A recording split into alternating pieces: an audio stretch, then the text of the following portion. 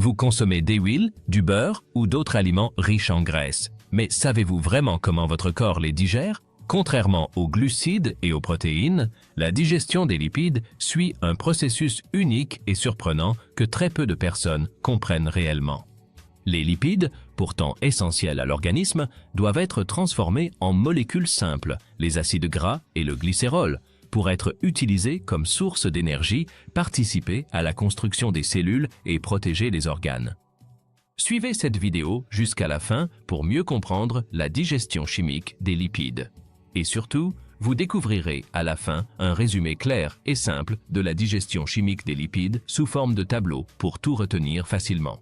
En plus, restez bien attentifs jusqu'à la fin de ce cours car j'ai préparé un petit QCM pour tester vos connaissances. Vous pourrez donner vos réponses en commentaire pour voir qui a tout compris. Écoutez bien ce qui suit pour pouvoir répondre correctement. D'abord, on vous rappelle la structure moléculaire d'un triglycéride.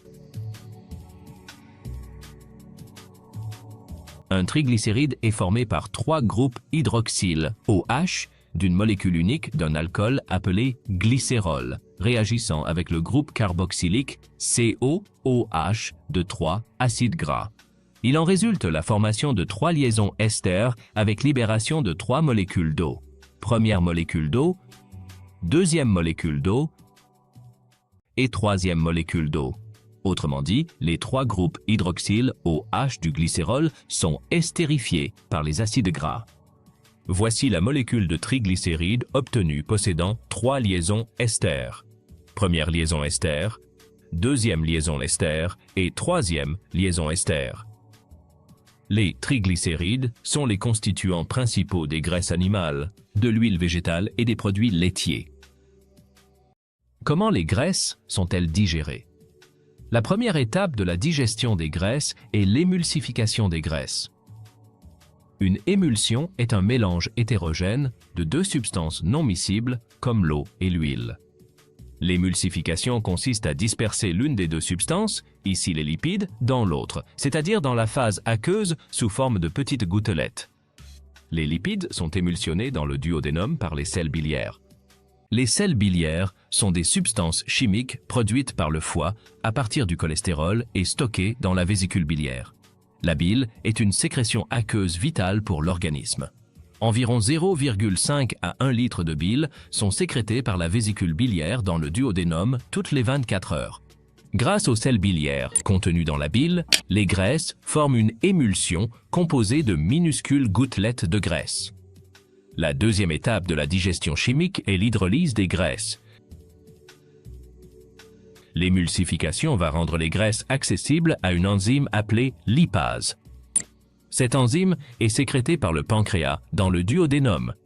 Le rôle de la lipase est l'hydrolyse des graisses. La lipase pancréatique hydrolyse les triglycérides en acides gras et glycérol. L'enzyme lipase coupe les liaisons ester entre le glycérol et les acides gras, et à chaque fois, il y a ajout d'une molécule d'eau.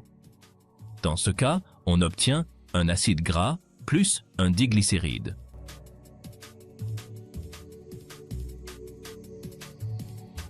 Voici le symbole d'un triglycéride qui va être hydrolysé en étapes par la lipase pancréatique.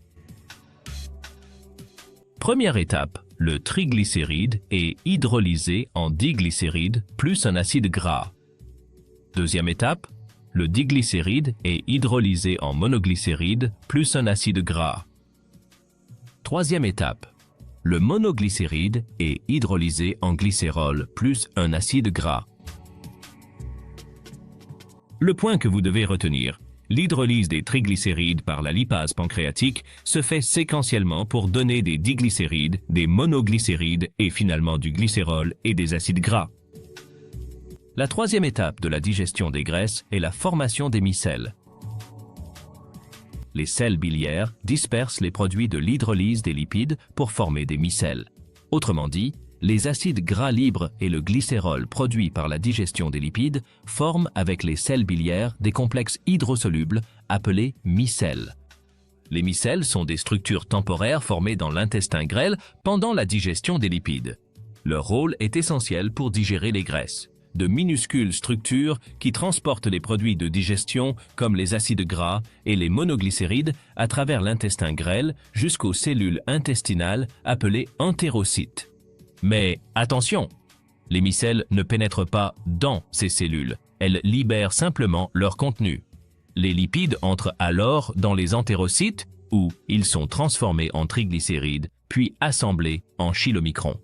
Ces derniers passent ensuite dans la lymphe avant de rejoindre la circulation sanguine pour être utilisés par l'organisme. Et les sels biliaires dans tout ça? Ils ne sont pas perdus. Ils sont recyclés et retournent au foie pour être réutilisés. Comment se fait l'absorption intestinale des acides gras et du glycérol? Après leur digestion dans l'intestin grêle, où les sels biliaires émulsifient les lipides et les lipases, les transforment en acides gras libres et en glycérol. Ces produits s'organisent en micelles, de petites structures qui facilitent leur transport dans un milieu aqueux. Les micelles amènent les acides gras et le glycérol jusqu'à la surface des cellules intestinales appelées entérocytes. À ce niveau, les acides gras, hydrophobes, traversent la membrane cellulaire principalement par diffusion simple ou facilitée, tandis que le glycérol, plus hydrosoluble, passe facilement et peut rejoindre directement le sang. Une fois à l'intérieur des entérocytes, les acides gras et le glycérol sont retransformés en triglycérides, puis associés à des protéines pour former des chylomicrons, véritables véhicules de transport des lipides. Ces chylomicrons sont libérés par exocytose dans les vaisseaux lymphatiques appelés chylifères, situés dans les villosités intestinales. Ils circulent alors dans la lymphe, puis se déversent dans la circulation sanguine. Ainsi, le trajet des acides gras commence dans la lumière intestinale, passe ensuite par les micelles, puis les entérocytes, où ils sont transformés en triglycérides, puis en chylomicrons, avant de gagner les vaisseaux lymphatiques et de rejoindre finalement la circulation sanguine. Contrairement aux acides gras, le glycérol suit un trajet plus direct au cours de l'absorption intestinale. Après la digestion des triglycérides dans l'intestin grêle, le glycérol, qui est une molécule hydrosoluble, ne nécessite pas la formation de chylomicrons. Il traverse facilement la membrane des entérocytes, puis passe directement dans les capillaires sanguins des villosités intestinales. De là, il est transporté par la veine porte jusqu'au foie. Ainsi, le trajet du glycérol commence dans la lumière intestinale, passe par les entérocytes, puis gagne les capillaires sanguins des villosités intestinales, circule dans la veine porte et atteint finalement le foie. C'est l'heure du test. Voici les questions du QCM. Mettez la vidéo en pause si besoin et écrivez vos réponses. Relevez pour chaque question la lettre qui correspond à la proposition correcte directement en commentaire. Première question. Quel est le rôle principal de la lipase lors de la digestion? Émulsionner les graisses, hydrolyser les triglycérides en acides gras et glycérol, ou transporter les lipides dans le sang. Deuxième question. Quel est le rôle de la bile dans la digestion des lipides? Dégrader chimiquement les lipides par hydrolyse. Émulsionner les lipides pour augmenter la surface de contact pour la lipase. Ou synthétiser directement les chylomicrons. Troisième question. Qu'est-ce qu'une micelle? Une grosse goutte de graisse non digérée. Un agrégat de lipides et de sels biliaires facilitant l'absorption. Ou une cellule intestinale spécialisée. Quatrième question. Où sont déversés les chylomicrons après leur formation dans l'entérocyte? Dans les capillaires sanguins, dans les chylifères ou dans la lumière intestinale. Cinquième question. Que sont les chylomicrons? Des lipoprotéines transportant les lipides absorbés vers la circulation lymphatique. Des enzymes sécrétées par le pancréas. Ou des petits fragments d'acide nucléique.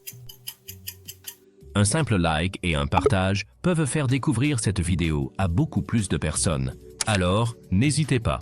Abonnez-vous pour ne rien manquer des prochaines explications simples et utiles des sciences de la vie et de la Terre. Merci d'avoir regardé.